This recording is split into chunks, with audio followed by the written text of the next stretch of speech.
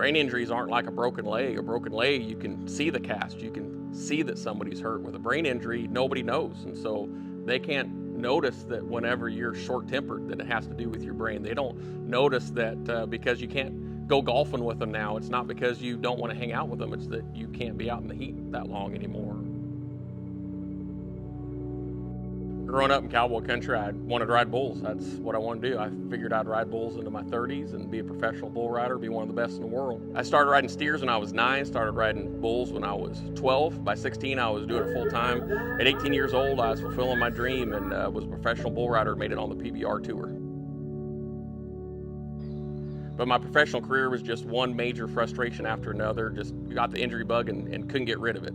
My rookie year, I broke C2 in my neck, had to sit out the rest of that season. Came back just to break T10 and 11 in my back, sat out the rest of that season, and then come back from that to have just nagging injuries the rest of that third year.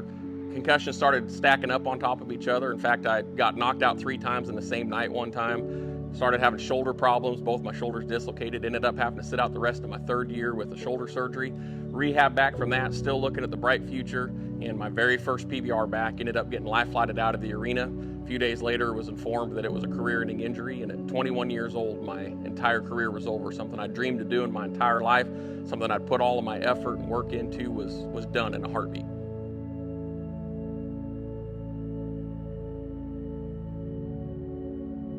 I had to learn to move forward. That was one of the hardest things for me. I had to learn not to get bitter, not to get angry, not to get mad. And so that's what I did. I moved forward, decided I had to have a career change, and decided I was going to bring that professional attitude with me and be the best at whatever it was I was going to do. And so I took a job as a youth pastor of a little youth group of about a dozen kids in Texas and watched as that ministry grew to hundreds of kids coming every single week.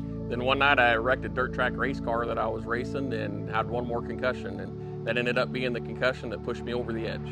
I woke up from that concussion with a traumatic brain injury that would cause me to have more concussions. I started passing out, started having nosebleeds, hit my head, get knocked out one more time. The concussions just kept adding up until eventually the doctor stopped counting when I hit 50 total concussions.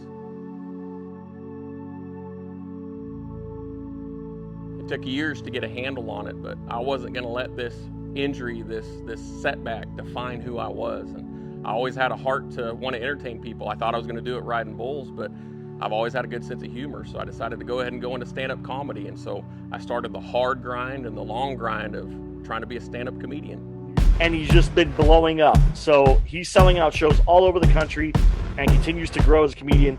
I'm excited to hear from this guy. Please give it up for Nick Morrison. Mr. Nick Morrison. Joining me on the program right now, Mr. Nick Morrison. Nick, what's up, buddy? How are you?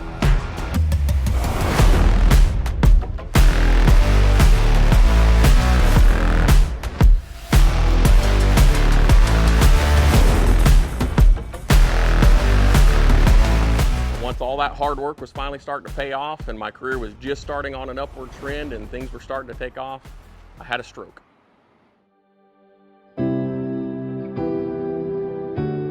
When I come out of the stroke, I couldn't talk anymore, couldn't speak, couldn't use my hands. And here I am facing yet another career change that's not by my choice, by yet another adversity that's in my way. I wasn't going to let it win. I wasn't going to let it become me.